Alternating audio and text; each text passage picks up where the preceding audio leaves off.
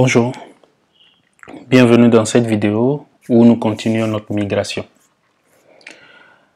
Dans la vidéo précédente, j'ai implémenté l'architecture de gauche où la stratégie RIOS a été utilisée. Dans cette vidéo, on va partir sur du refactor revise. Comme j'ai l'habitude de ne pas distinguer le refactor et le revise parce que les explications sont assez similaires, je trouve. Je les ai combinés en refactor revise.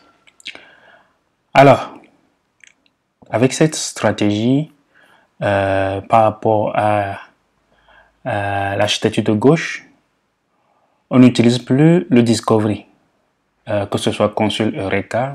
Le discovery de Spring Cloud n'est plus utilisé. À la place, on utilise les services de Kubernetes qui offrent aussi, disons, un service, une fonctionnalité de discovery dans le cluster Kubernetes. Et à la place du Spring Cloud config, on utilise des config maps parce que un config map peut être utilisé par plusieurs microservices en même temps. Du coup, ça nous fait notre configuration centrale. Alors, on aurait pu utiliser juste des variables d'environnement, mais je trouve que ça ne fait pas centraliser. Et les config maps font plus centraliser. Du coup, dans cette architecture, nous avons fait sauter Consul et Spring Cloud et le lien avec GitHub. Ok, sans plus tarder, je vous montre ce qui s'est ajouté. Donc, vous pouvez voir comme on utilise les services Kubernetes pour faire le discovery des pods. Donc, tous les déploiements maintenant ont des services. Donc, on a le service gateway, service microservice 1, service microservice 2. Voilà un peu ce qui a été implémenté dans cette architecture où on fait du refactor revise. Alors, concrètement dans le code, qu'est-ce qui a changé? Allez, on y va un à un. Donc déjà, voilà le config map. Dans ce config map, on met le country qui est partagé par les microservices. Et j'ai mis un pays que je connaissais pas, new. Je sais pas où ça se trouve déjà. Le application-default représentera mon application-default qui était dans le config centralisé qui était sur GitHub. Donc ici je peux ajouter tout ce que je veux comme attribut. C'est un fichier YAML. Donc si j'avais plein de configs dedans, j'aurais juste copié et collé là ma config YAML. Ok, à part ça, il y a eu les services. Ok, le nom du service est Continent Flag Service. L'autre c'est Long Population Service. Et au niveau de la gateway,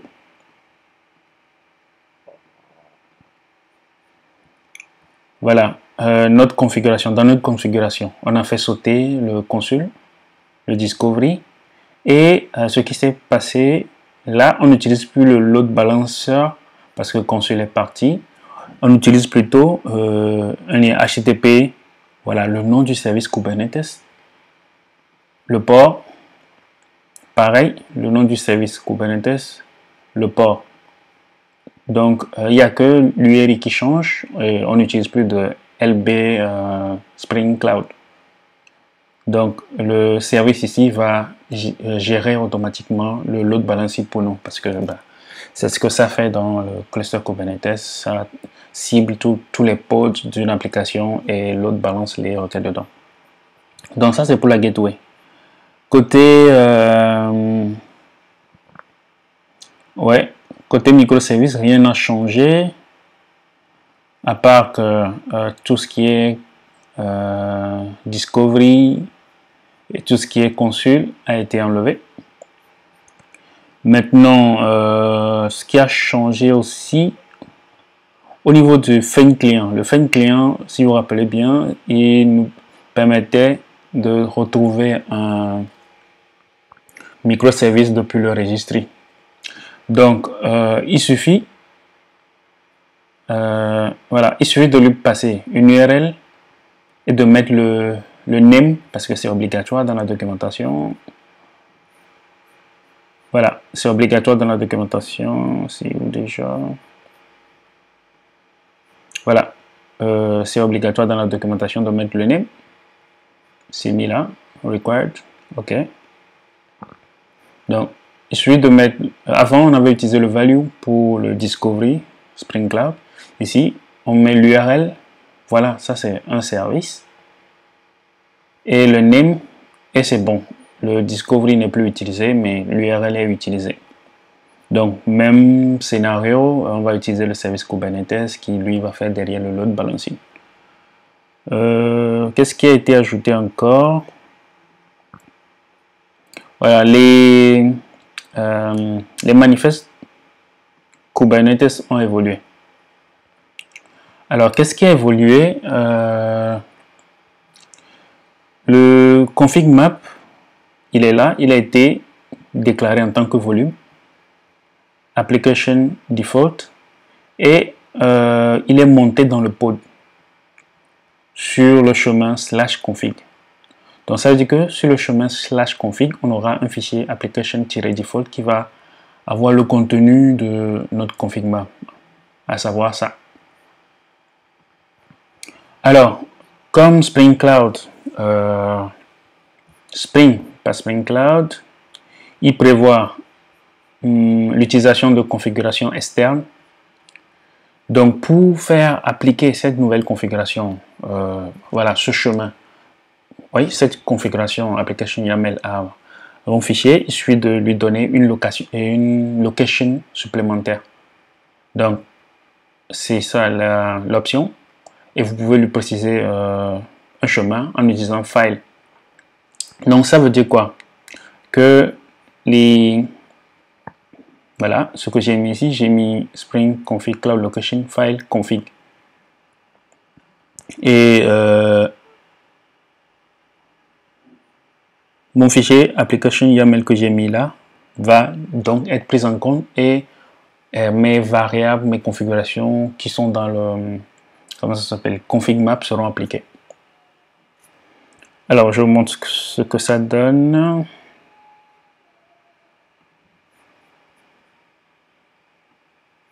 Voilà. Donc, mes déploiements actuellement, je n'en ai que, j'ai que ces trois là. Et j'ai mon config map qui est là, qui ne contient que, voilà, ça c'est la clé et ça c'est le contenu. Donc, new. Et donc, mon front lui ne change pas.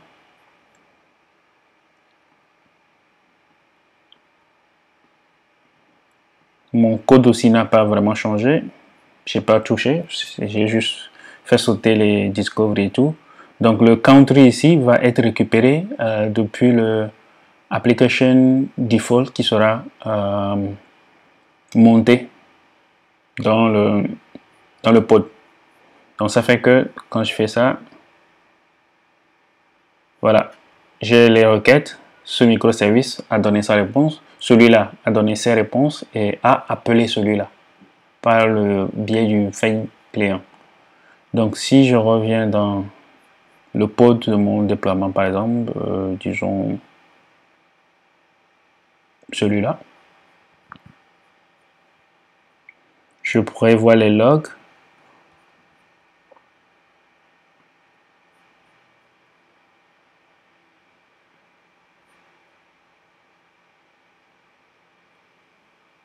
Voilà, il m'a servi les requêtes.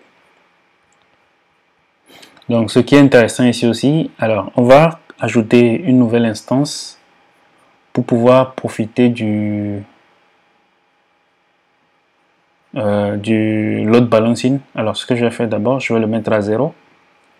Comme ça j'aurai une nouvelle instance où il n'y a pas de log pour qu'on puisse voir correctement ce que ça donne.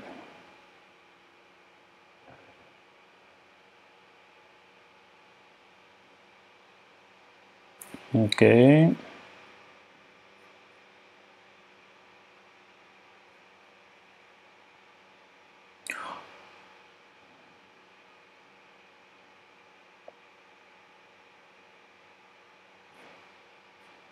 Je pense que c'est bon. Bon, je mets deux. Je mets deux instances. Comme ça, on va voir le service Kubernetes à l'œuvre, en train de load balancer les requêtes. Allez, je reviens là. C'était celui-là. Non.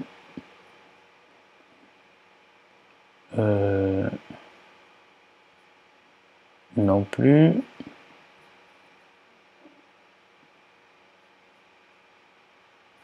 Ok. On le scale.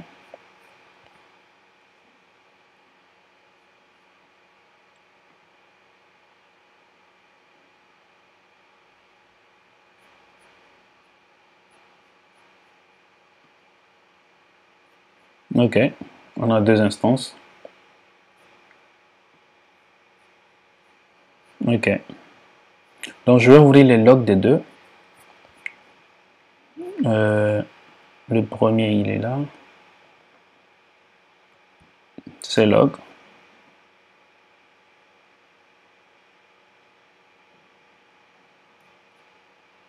Le second, il est là. C'est log aussi. Donc ici, c'est l'instance MZ4 dans l'URL. Et ça, c'est l'instance F4WF. Ok. Donc, comme on a utilisé le service, quand je lance ma requête,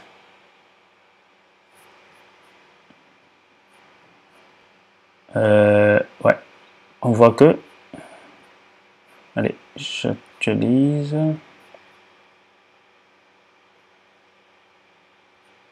celui-là, la requête n'est pas venue vers lui, donc c'est celui-là qui a servi. Voilà, c'est lui qui a servi la requête. Je fais ça.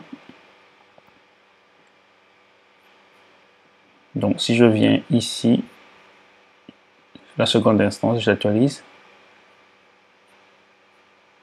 Alors, lui, il n'a toujours pas servi de requête. Donc, apparemment, l'autre pod est privilégié. Je vais en lancer plein.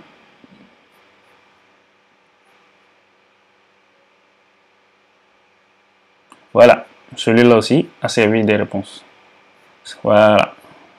Donc, le Discovery qui était implémenté par Spring Cloud Consul Eureka, ben, on l'a directement avec les services de Kubernetes.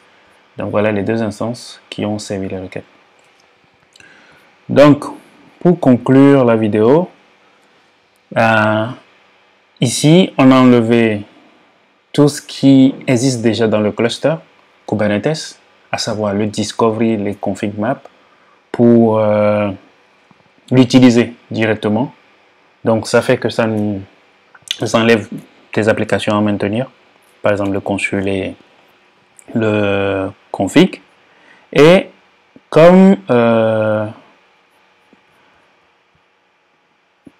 quand comment on appelle, le config map change, le pod n'est pas redémarré automatiquement, le pod ne prend pas en charge la modification automatiquement.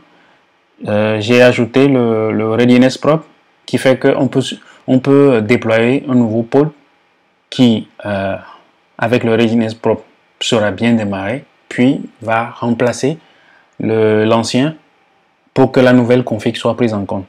Donc c'est une astuce que j'ai mis en place pour gérer ça, parce que dans la version config Cloud Server aussi, ben, il y avait plein de manipulations à faire pour que quand la config est mise à jour sur GitHub, que l'application prenne ça en charge automatiquement. Mais voilà l'astuce dans Kubernetes. Ok, voilà, c'est la fin de cette vidéo. N'oubliez pas de vous abonner à la chaîne et souscrire pour être notifié des vidéos qui vont suivre.